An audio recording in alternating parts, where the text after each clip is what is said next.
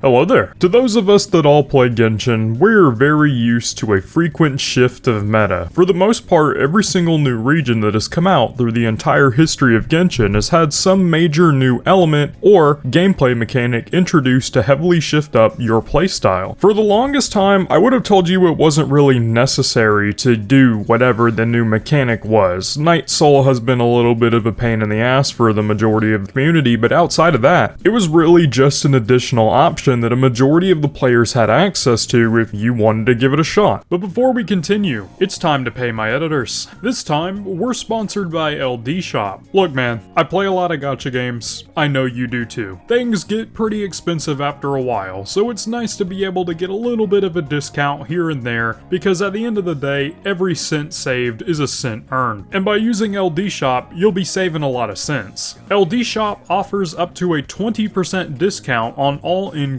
items. And if you want, you could save a little bit more money, with the link down below earning you up to an additional $50 off your next order. And because I'm not one to just throw you to the wolves and have you figure it out for yourself, don't worry, I actually tested out the service myself. As you can see, we're currently in Genshin, as you can tell by my ugly filters that you all love to comment on so much. Gonna go on over to LDShop, go to Genshin, get one of the 3 welcome packs. Make sure you select the right server. If you don't, there's nothing you can do for you. Put in the ID.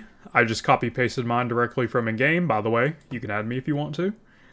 And then top up. Alright, and now that the transaction's completed, we're just gonna wait in-game for a little bit and get our item. Okay, there it is, as soon as I alt-tab back into the game. 1, 2, 3. As you can all see, I got my 122 items pretty much immediately.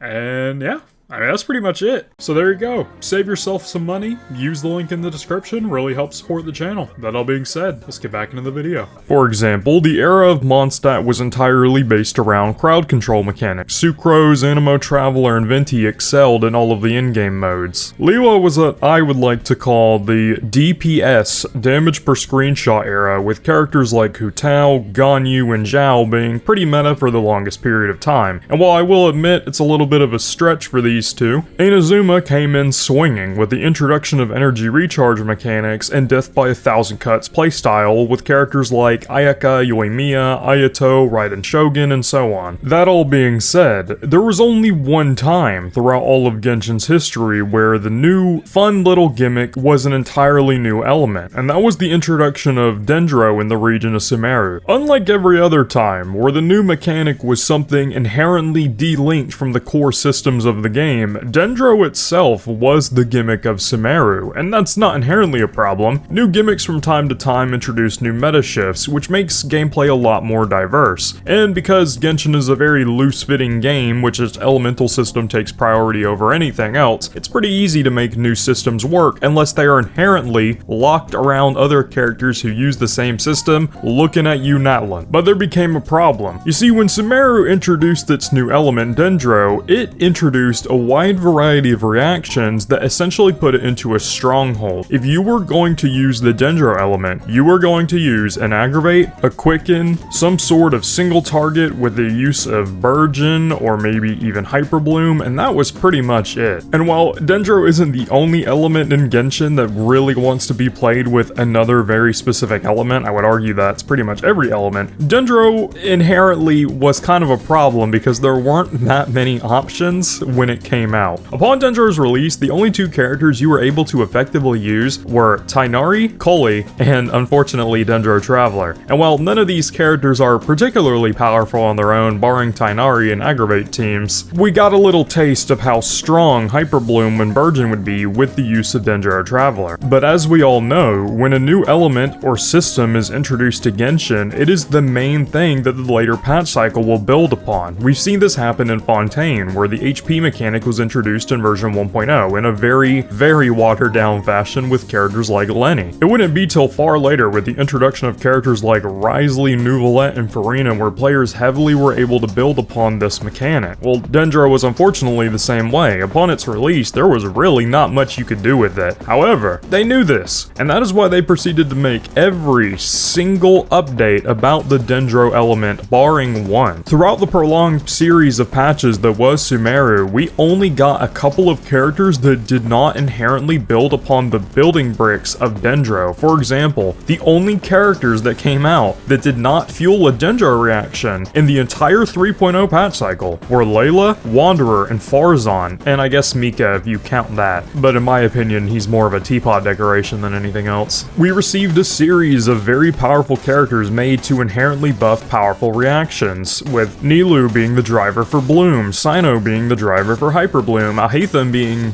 that guy, Nahida being the main core of pretty much every Dendro team, and then Baiju being a very powerful healer, buffer, and shielder. And there were of course some miscellaneous 4 stars and 5 stars that I forget to mention thrown in there from time to time to throw you off the record, but my point is, if you built any Dendro teams, you needed to get one of these characters. And because the entire patch cycle was nothing but Dendro characters, if you are building one of them, you are going to need to pull more than one in order to make them work. Are you pulling literally any Hyper Bloom team, any Bloom team, any Burgeon team? Well, you're gonna want Nahida. You're gonna want Baiju. Did you pull Cyno? God, I hope you have Nahida. Really, honestly, just fucking pull Nahida. If you don't have her, pull Nahida, because every single team requires at least 2 Sumerian characters to even begin to function properly. And again, while Genshin is normally like this, that's not really a problem on its own. It became an issue because for the entire 3.0 patch cycle, it was nothing but Dendro. So a lot of players began to build it. And why wouldn't you? Dendro had a very high DPS ceiling with very little investment. Now, it didn't have the highest, and it definitely wasn't the strongest, but it was the lowest bar to entry for some of the easiest abyss clears we have seen in Genshin's entire history. Barring that one consecrated beast abyss, we don't talk about that. Sumeru had some of the highest clear percentages on pretty much every single Genshin server ever. Now, that might also be because Sumeru had some of the highest player numbers, but we don't talk about that. That goes against my argument, therefore it's irrelevant.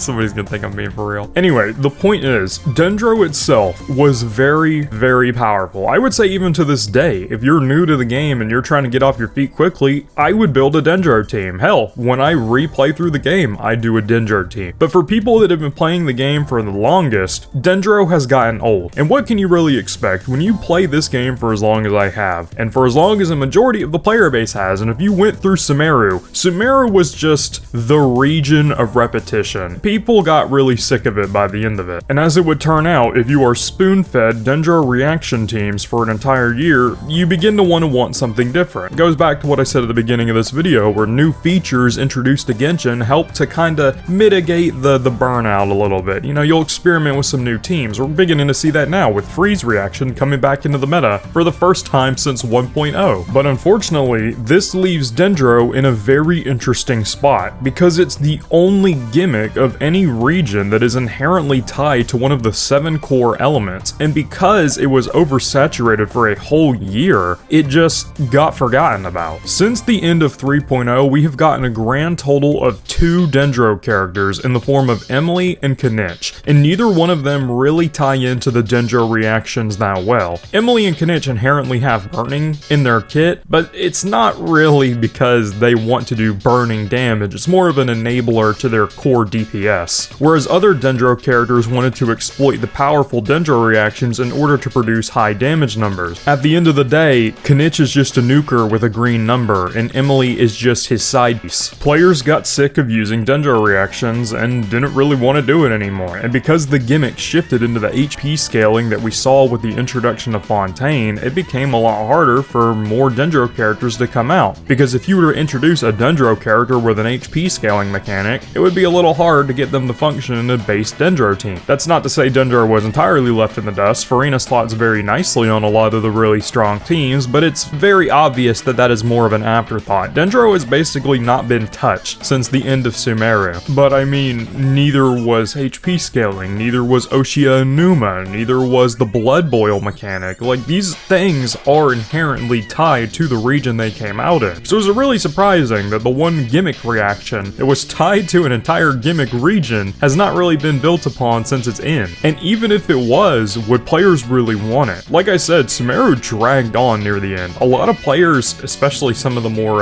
let's say, happily inclined players, really didn't like the end of Sumeru. I would like to point you to Sorarsis' video on why she's happy Sumeru is over, because I feel feel like it pretty well summarizes how a lot of the players were feeling at the time. It just got to the point where it was so mainline and so boiled into every single aspect of Dendro's entire existence that players got sick of it. It burnt them out. So it's understandable that people wanted to move on after it had the limelight for an entire year, which unfortunately means that nowadays Dendro has basically just been subjected to a simple sideline element, which is only really used for whatever shiny new hyper carry or off-field DPS they're implementing. It kind of feels like how Cryo was for the longest time, where yeah, Cryo has some elemental reactions and they are inherently pretty powerful. Like the ability to freeze an enemy rock solid and get instant damage off them is a very powerful mechanic, and if you don't believe me, go fight the Wake-Ups with freeze. You will destroy them. But none of the characters that were made for freeze really got any benefit from this. You would just be better off using them in hyper carry scenarios, and Dendro is now the same way. Do I ever see this changing in the future? No, unfortunately I don't, because Dendro is tied to elemental mastery, it's tied to elemental reactions, and the numbers that we are seeing from Dendro teams, while they are about 26k DPS over the lowest bar to clear Spiral Abyss, at the time, 31k DPS for one Dendro core was insane. You know, seeing 31,000, oh my god, that's fucking crazy. Okay, well now, our supports are doing 40,000 damage. Like, it's not something that players are going to accept. So the only way they could make it work is if they did what they did in version 3.0 and release a new elemental mastery buff, but I really don't see them doing that. And unfortunately, we're going to Shaznia soon, and Cryo is about to be put in the main line once again. I don't really see them wanting to do anything with Dendro. It's not tied to that reaction at all, which means unfortunately, Dendro is going to be put in the back burner. It's going to be put in the vault for probably a long period of time. And that's unfortunate, because I fuck with my boy Alhaith. Please, release him from meta prison. Please, I beg you. Anyway, that all being said, a little bit of a more casual video because I'm tired. Like, comment, subscribe. Talk to y'all later. Peace.